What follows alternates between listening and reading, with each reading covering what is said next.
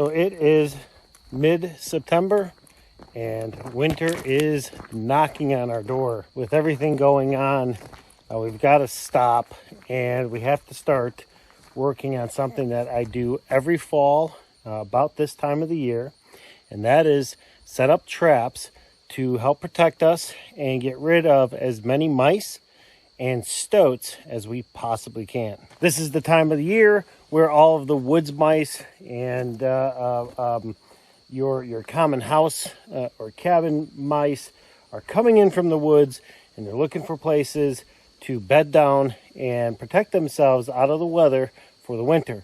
Normally, if your cabin is open or it is not a sealed up cabin, these mice can find their ways into your cabin, which is always terrible.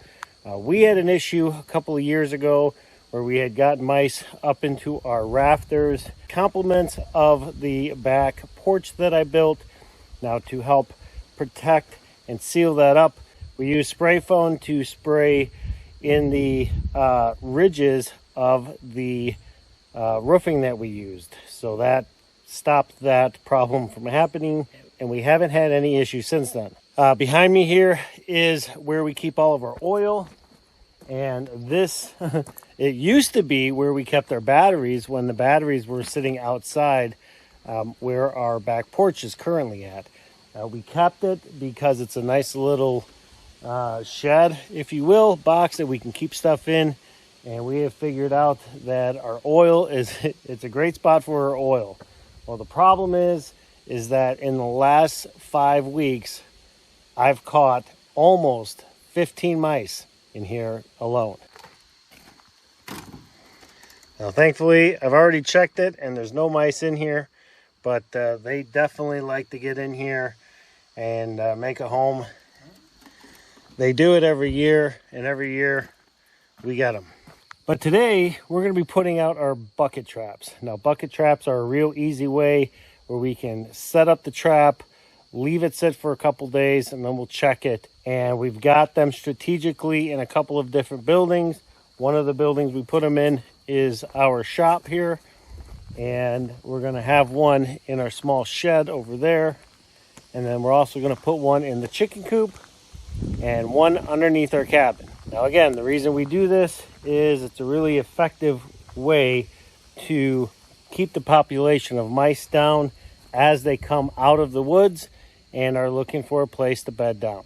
All right, I've got all my materials, so let's go build some bucket traps. When we're done building the bucket traps, I'm going to show you how we build a very easy and effective trap for the weasels or the stoats. All right, so this is basically what your trap is going to look like. It's going to be a bucket with a can and some peanut butter on it. And in the bottom, during this time of year, we put water, probably about 2 or 3 inches, drowns the mice. During the winter time, we'll put a little bit of antifreeze in there so that the water doesn't freeze, but that's about it. And then we'll put some boards up along here so the mice can run up. They run out onto the can spins, mouse falls, drops into the water, and they die. So really easy, really effective. So I've got 3 buckets here, and I've got all my materials, so let's build some traps. Now, the reason I'm having to build new traps this year is because one, we're adding a new trap to the areas that we're going to be protecting, but more importantly, the buckets that I was using are old. They've got some cracks in them, and they're just not holding any more water. So we've got to build some new ones. You know, we can use any kind of bucket we want. In this case, we're using these 3 different sizes, but they're all going to do the same thing. First thing we want to do is we're going to drill 2 holes on the opposite sides of each other, because that's where we're going to put our metal clothes hanger in between there.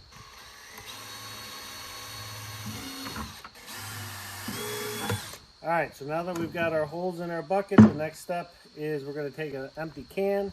We've already got the opening that we drink out of. Now we're just going to put a hole right in the center on the back.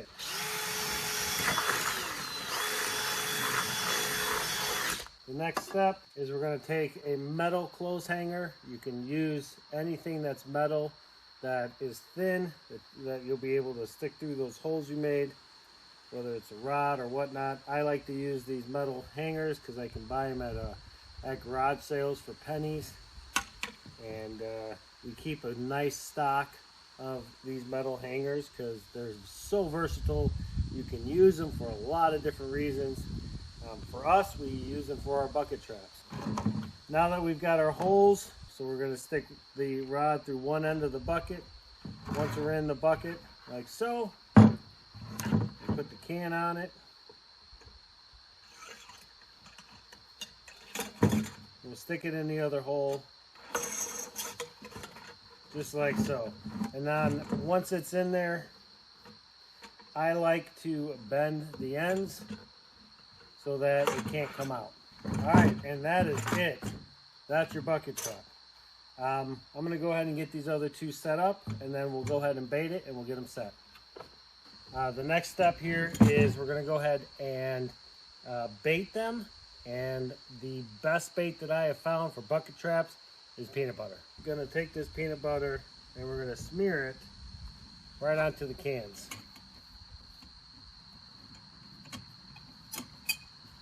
It doesn't really take a lot of peanut butter to lure the mice in. They'll smell it, and they'll come out right away for it. Now, you will want to do this a few times during this part of the season. If for some reason the peanut butter does start to mold, you're definitely going to want to change cans. It's really so simple. Takes no time at all to do this. Other than getting my materials together, which took all of about 10 or 15 minutes, you're watching the amount of time it takes to do this through this video.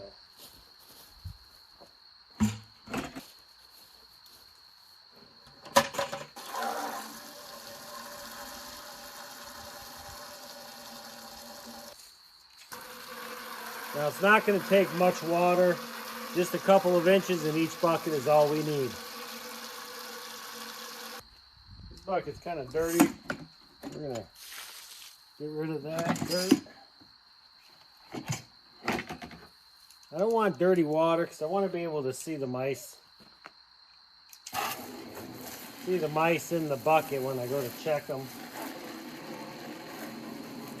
The worst thing is to forget to check one of these traps or have a mouse in there for a long time. I assure you it doesn't smell good. So when you do this, you are definitely going to want to check your traps every few days. We have a spot we'll dump the water and just discard the mice. Okay, so now the bucket traps are basically ready to go. All we need to do is get them set up where they're going, and then put the ramps on them. So for this trap, I'm going to use the small bucket, so that way I'm able to check it from outside. I can check it every couple of days, and we'll be able to make sure that we empty it when, once we start seeing some mice in here. Mice do like to get under the cabins, and ours is no different. With having access, right here, this is just a great place to put it. So now that it's here, we're going to go ahead and take these boards.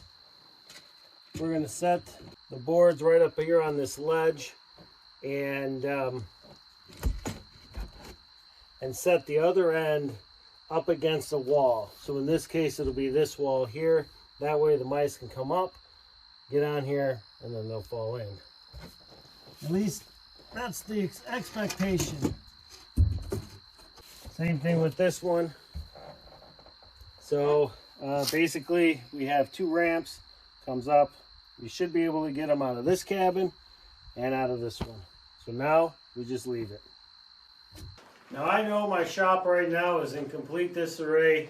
I've got an entire summer of jobs and projects that I've been working on, and this is kind of a culmination of the leftovers. And so I do need to go through here and get everything clean, but I think this might be a really good spot for my bucket trap in here. I have access to the outside wall, which is really important. Mice do like to travel along a corner or along an edge. and I have a full edge access to the entire edge here. So I think what we're going to do is we're going to get our bucket trap set up here. We'll get our ramps up against the edge, and hopefully that'll be a good spot. Okay, so now that we've got this trap, we'll come back in a couple days and we'll check it. Now I'm going to go out on a limb and say that you guys can hear all that buzzing up here. And it's because the cluster flies are awful. They're all over. There's got to be hundreds of them in here. Well, the reason they're in here is because they're looking for a place to bed down for the winter. But right now, with it being as warm as it is, they're all trying to get out. And that polycarbonate is fooling them, so they're all congregating up against the polycarbonate. Now, we just did a video on how we deal with our cluster flies in all of the various outbuildings that we have. The biggest one here is our outdoor kitchen, which is over here. We just open the door. Same thing with our shop here. This door here, I'm going to go ahead and open this. And by doing so, it gives the flies an opportunity to get out if they can figure it out. One thing we've learned about being out here is that sometimes you just can't fight Mother Nature, and you just figure out how to play the game. And when it comes to the cluster flies, sometimes just opening the doors does the trick.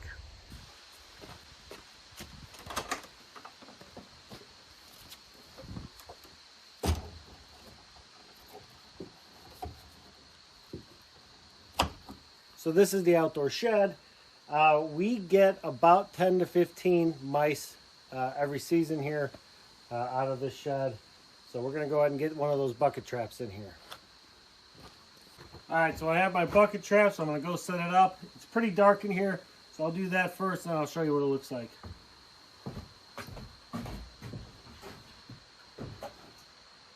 So this setup is pretty simple. We've just got the board and the bucket. I only have one board in here, and actually I'm going to push that board over a little more. I really want it up against the wall. That way when the mice are running along the wall, they can run up, try to get some food, plop in the water.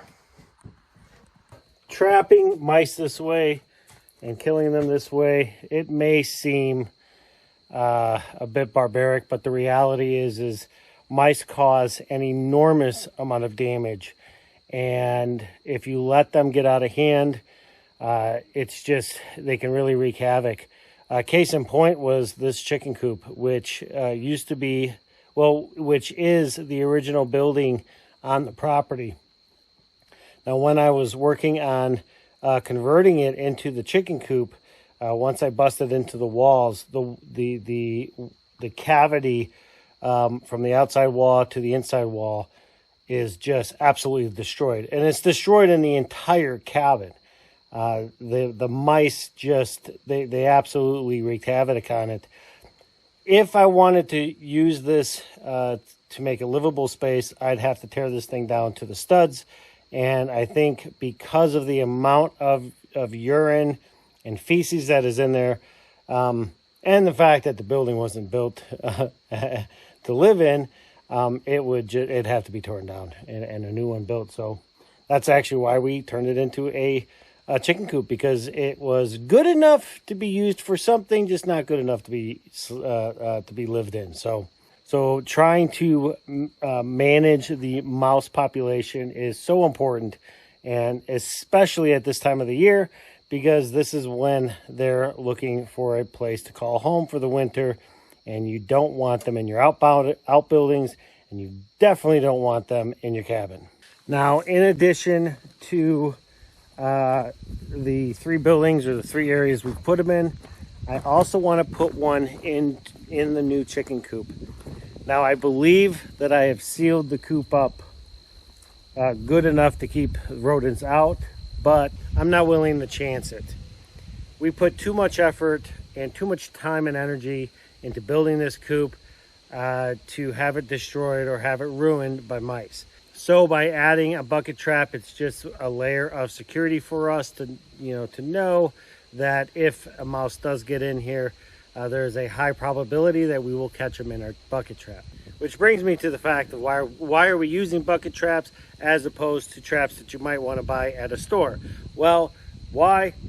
Because they work. They are extremely effective and they are so easy to make.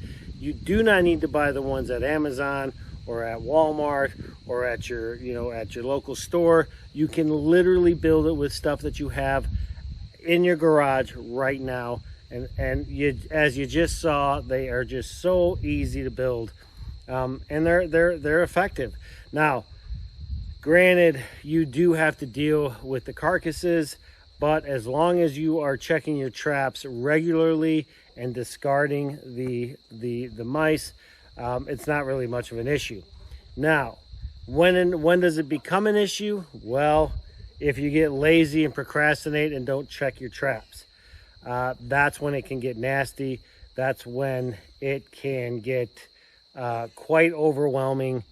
Don't ask me how I know that. Yeah, it just gets nasty. So, if you're going to use these bucket traps, you've got to stay on top of them. We're going to continue to use these in these places all winter long, just in case we don't get, we miss catching the first wave of mice coming in. We can catch them throughout the winter as they're out and about looking for food and water. But again, if we're going to do that, we've got to make sure that we use a little bit of antifreeze just to make sure that the water doesn't freeze. All right, well, I'm going to go set the one up in the coop.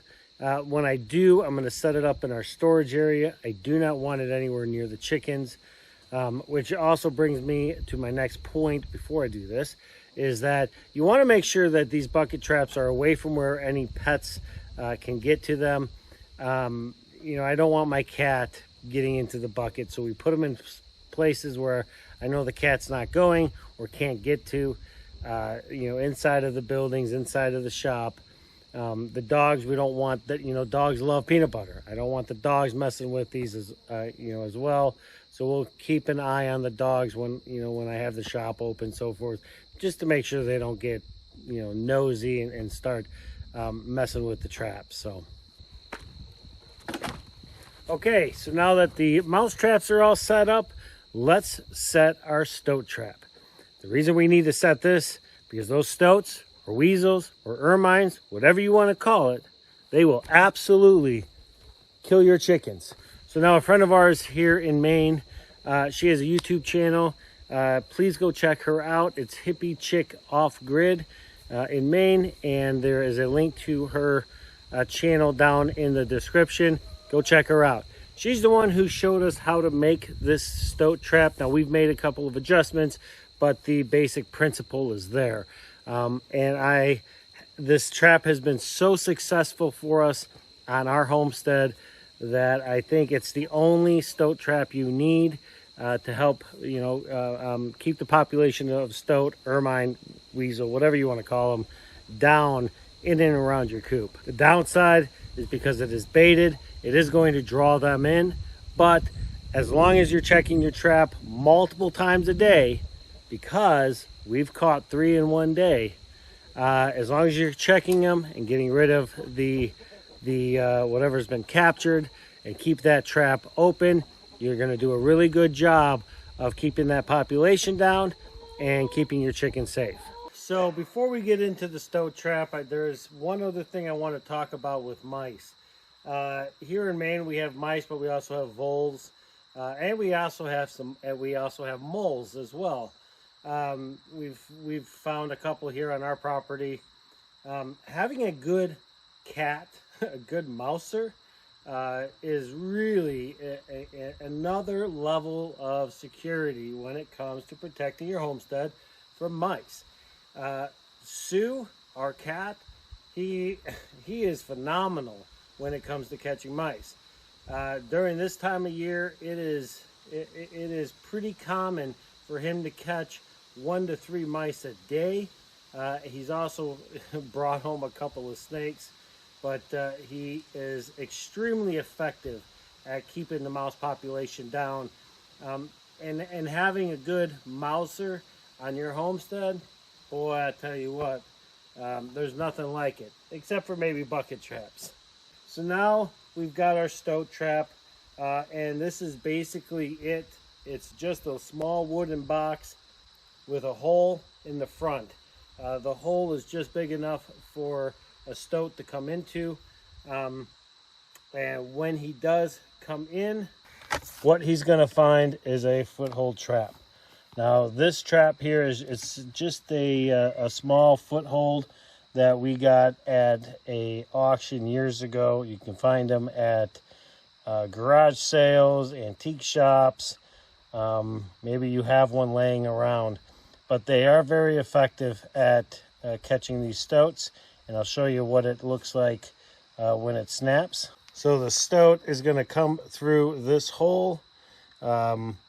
Chances are he'll get his head or his foot through it, and when he comes in to the trap and he presses down on the plate here, the foothold just snaps. Now most of the time when this catches a stoat, that stoat is going to be alive. So it is up to us to have to dispatch it in a very humane way. I'm not going to get into all of that. Whatever is humane for you, that's what you'll do. We have our method. It's very effective. As far as the lid, we just take this piece of plywood and put the plywood on top. I do not attach it because I need to be able to lift it to check the trap. Now the thing about this trap is we keep this trap in our woodshed because what we have found is that the stoats definitely like this to hang out in the shed over here. It's not too far from where our chickens are, and there's lots of nooks and crannies that they can get into. It is not also uncommon that we catch mice in our trap. Sometimes we'll catch voles, we'll catch mice, and then obviously the stoats. Now the other reason we keep the trap over where it is because the cat does not go over there. I don't want the cat putting his paw in there and getting caught on the foot trap. So if you're going to use one of these traps, please be cognizant of where you put it so that if you do have a cat or maybe a dog, that they're not able to get into it, because that is not a situation that I would like to find myself in, and I'm sure it is not a situation you'd like to find yourself in. So just be cognizant of where you're putting it so that your pet doesn't get into it. All right, so you can use a couple of different things for bait. We found using an egg carton, put some peanut butter in there. What works much more effective is a hot dog, and we put it at the back end away from the opening in the trap, and that way the stoat, as he comes in, he's got to go through the trap in order to get to the feed or to the bait. Right now though, we don't have any, so in lieu of a hot dog, we're going to use a little piece of salami. We're just going to fold it up. We're going to stick it at the back end of this trap. Okay, so now that we've got it baited, the next step is to set the trap. They are spring loaded, and so what we're going to do is we're going to push the spring down, which doubles as the handle for the trap. Now once I have the jaws open like this, the next thing is just to put the trigger together.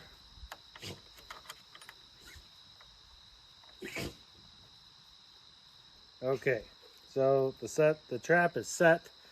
The next step is I'm going to place it very, very carefully right up against the opening in the stoat trap. Once I've got it in place, we're going to go ahead and move it over to where I set it, and then I'll show you guys that. Now when we originally set these traps a couple of years ago, we set 3 of them up, but this one here, this location, was the absolute best.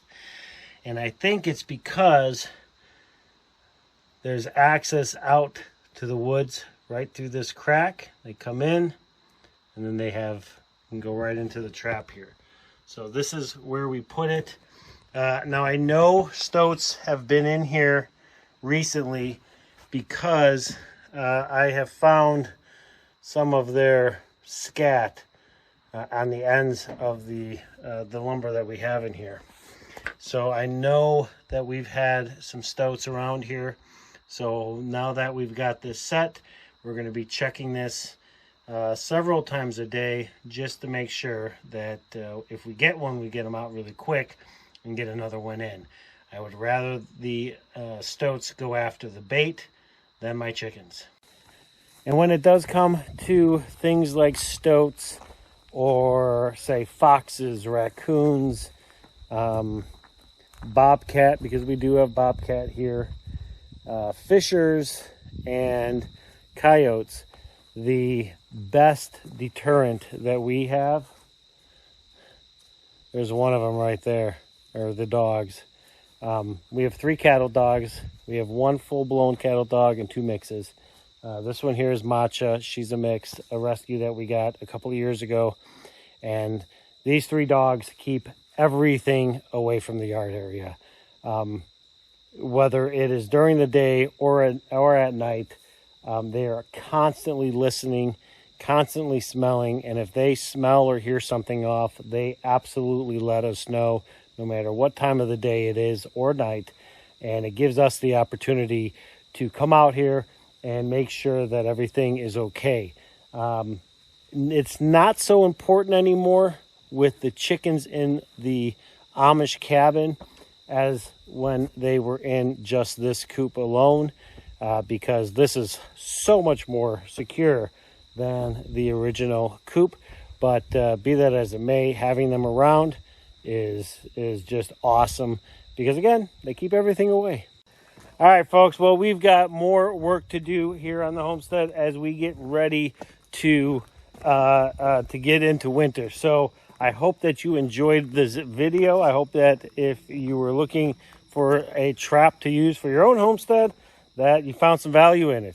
If you did, hit that like button, hit that subscribe button. We'll see you folks on the next video.